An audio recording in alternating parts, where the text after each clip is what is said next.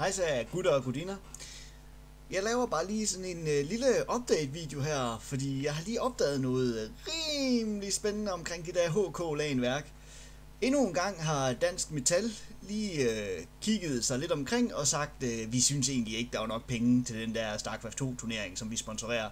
Så de har nu sat præmiesummen op. Den samlede præmiesum er nu 22.500 her til HK-LAN. Og hvis vi lige prøver at gå ind på, hvordan præmierne så bliver fordelt, så har det også ændret sig lidt. Førstepladsen, der er stadigvæk det 3.000 kroner plus Copenhagen Games billet plus SteelSeries udstyr, både headset og mus. Og så er der et gavekort til Custom Data på 2.500 kroner. Den er altså næsten oppe i, hvad er det, 8.000 kroner i værdi eller sådan noget, den der førsteplads. Og så kan I ellers selv se her ned efter, hvordan det bliver fordelt. Men det der er lidt spændende her, det er, at der er faktisk præmier helt ned til 8. pladsen, hvor man også får et gavekort til Custom Data, som man kan købe ind for 400 kroner. Så det vil sige, hvis man bare som minimum opnår en 8. plads i den der StarCraft 2-turnering, så har man faktisk allerede sin indgangsbillet hjemme. Det synes jeg er ret imponerende. Det er kun en 32-mands turnering, så der er kun 32, der kan tilmelde sig. Og hvis vi lige prøver at gå ind og se her, lige nu er der faktisk kun 14, der har sådan meldt sig til, men kun 5, der har betalt. Det er de grønne, det er dem, der har betalt. Så det er altså nu eller aldrig, hvis man vil sørge for at komme med. Der er 5 indtil videre, som har betalt. Det er først til mølle, det her. Når der er fyldt op, så er der fyldt op. Og indtil den 9. i anden, torsdag den 9. i anden, kan man tilmelde sig. Og det er så om, hvad er det? En uge plus minus det løs har man til at tilmelde sig HK-LAN. Så jeg håber virkelig, der er nogen, der dukker op. Ellers bliver det meget, meget trist. Og så har vi rigtig, rigtig mange penge at lege med. Der vil også være lidt godter til... vi har en special invite med, må jeg vel godt sige, som man kan få lov til at spille mod. Og hvis man kan slå ham, så får man også lidt præmier oven i hatten. Plus der vil selvfølgelig være en storskærm, der vil være sat op med lærred og projekter, så hvis man ikke lige selv kan overskue at sidde og spille, eller bare lige godt vil sidde og slappe lidt af, så kan man smide sig ned i, jeg ved ikke om der vil være stole eller sofa, eller hvad hedder de der sækkestole, noget, som kan man sidde sig og se lidt på streamen og se lidt på kampene. Det kunne nok også være ret interessant, når vi når til semifinaler og finaler. Det kunne godt blive nogle rimelig vilde kampe, hvis der er nogen, der har tænkt sig at tilmelde sig i hvert fald. Og og en anden meget, meget vigtig ting i min verden, det er, at StarCraft 2-spillerne kommer faktisk til at sidde for sig selv. Vi får faktisk en helt område, ikke bare et område, men en hel etage for os selv. Så hvis du tidligere har været til et LAN og sat ved siden af nogle Counter-Strike-spillere, ikke for at sige noget om Counter-Strike-spillere, men de snakker rigtig meget, og de kan godt lide at råbe og skrige, og det kan godt være lidt frustrerende som StarCraft-spiller, når man godt vil koncentrere sig om sit spil. Det vil altså ikke komme til at foregå til HK-LAN, for der sidder man. Alle StarCraft-folk, de her 32, de har deres eget sted på deres egen etage, hvor de kan sidde og hygge sig og spille StarCraft og spille selve turneringen, og selvfølgelig bare være til LAN og hygge sig og drikke nogle kult og hvad vi ellers har med af sjove ting og sager.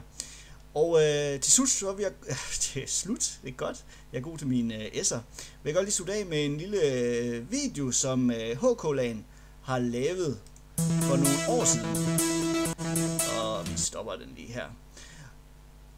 Og det er lidt en promotion video til deres sponsorer, men de giver alligevel sådan lidt en idé om, hvad det går ud på. Så enjoy. For 5. år i træk afholdes i dagene fra den 16. til den 19. februar 2012 HK-LAN i Agoran i Aabenraa. HK-LAN er en lokal e-sportsbegivenhed, som vi med denne præsentationsvideo håber at kunne skabe større fokus på.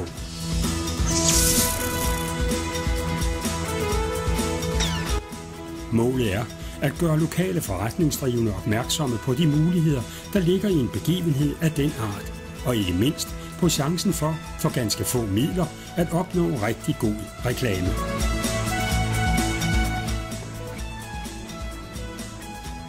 Arrangementet HK-LAN er et computertræf, som en gang årligt afvikles i Aabenraa, og som hviler på indsatsen fra en stor gruppe af frivillige fra Aabenraa og omegn.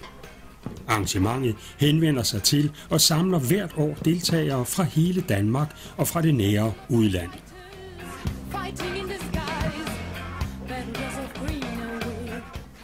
Og netop frivilligheden er i højsædet, når det, som i HK-land sammenhæng, drejer sig om at planlægge og afvikle en event, der når et deltagerantal på imellem 300 og 400 aktive deltagere.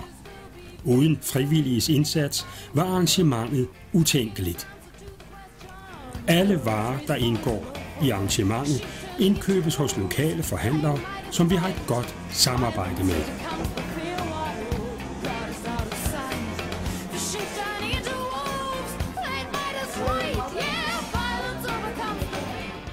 Med 3.000 unikke daglige besøgende på vores hjemmeside HK Land i dagene op til, under og i dagene efter arrangementet, har begivenheden i den grad sat Aabenraa på online-kortet.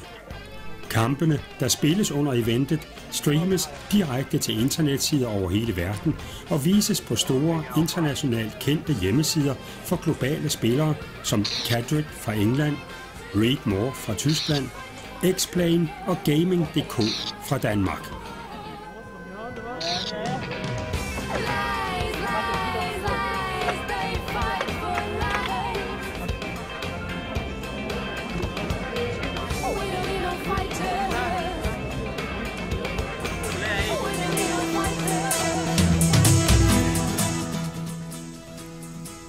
HK-LAN er et arrangement, der giver unge fra den virtuelle verden mulighed for at mødes i den virkelige.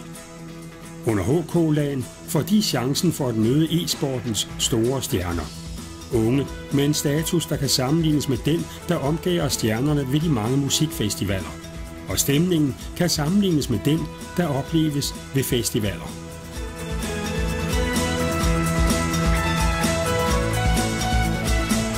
Helvede, så er det nu. Ja, det er jo meget skægt. Altså. Det er jo ligesom, hvis du tog til en festival, kan du sige på en eller anden måde, kan du nærmest godt kalde det, og så er det bare din PC med nærmest. Så det vil jeg sådan set sammenligne det lidt med at tage på festival, og så måske havde vi telt eller et eller andet, ikke? Så her, der har vi bare vores madrasser og sådan noget, så sover vi bare indenfor i stedet for, ikke? Så det kan godt kalde det lidt festivalagtigt, og så bare PC'erne med, så bare spiller med her. Ja. Nogle spillere kommer for at mødes med kammerater fra den virtuelle spilverden. Andre for at spille om de i alt 32.000 kroner, der udgør præmiesummen i eliteturneringen. Og fra erhvervslivet og de faglige organisationer er der interesse for e-sports events. I en dokumentar på DR2 udtalte faglig sekretær hos Dansk Metal om organisationens interesse for at være til stede ved en af de meget store e-sports events. Vi er her af forskellige årsager. Dels fordi vi er sponsor for et af de deltagende hold, og så, ikke mindst, fordi disse mennesker er potentielle medlemmer af Dansk Metal. Enten inden for IT-branchen, autobranchen eller inden for guld- og sølvsmedene, eller hvad det nu kan være. Vi er her først og fremmest for at vise flaget. Hvor meget hvile får I i løbet af den tid, I er her? Det bliver ikke til meget. Det bliver vel nok til 4-5 timer i gennemsnitlig om natten, men til de seriøse turneringer, de udlandske turneringer osv., der overnatter vi også på hoteller, så vi kan få en nattesøvn. Men her, der er vi primært for hyggen. Det med at vinde kommer i anden række for os denne gang. Det er ikke lige noget, vi er vant til, men vi har sovet under værre forhold. Så længe vi har en madras, så er det i hvert fald bedre end noget andet, vi har prøvet tidligere. Lad mig sige det sådan.